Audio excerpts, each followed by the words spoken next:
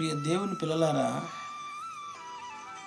మనలో చాలామంది ప్రభువుని తెలుసుకున్నారు, నీటి బాప్తిసం పొందుతున్నారు, యేసుక్రీస్తు నామమున బాప్తిసం పొందుతున్నారు. కానీ రెండు తలంపుల మధ్య వాళ్ళ జీవితం గడిచిపోతుంది.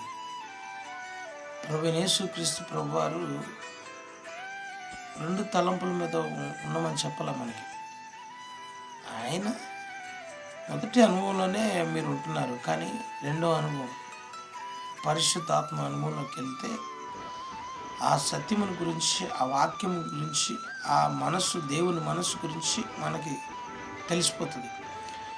ఎవరు కూడా మొదటి అనుభవంలోనే ఉంటున్నారు, ప్రభువుని నమ్ముతున్నారు, వారి వారి అనుభవాల్లోనే వారు వెళ్ళిపోతున్నారు. అంతేగాని రెండవ అనుభవంలోకి, పరిశుద్ధాత్మ అనుభవంలోకి ఎవరు అడుగు పెడతలేరు. అది గ్రహించుకోవాలి. పరిశుద్ధాత్మ అనుభవంలోకి వెళ్ళినప్పుడు వారి సంగతులు వేరుగా ఉంటాయి, వారి మాటలు వేరుగా ఉంటాయి, వాళ్ళ ప్రవర్తన వేరుగా ఉంటుంది, వారి ప్రతి క్రియ వేరుగానే కనపడుతుంది. ఈ లోకానికి వారు వేరైపోతారు. Amen, amen.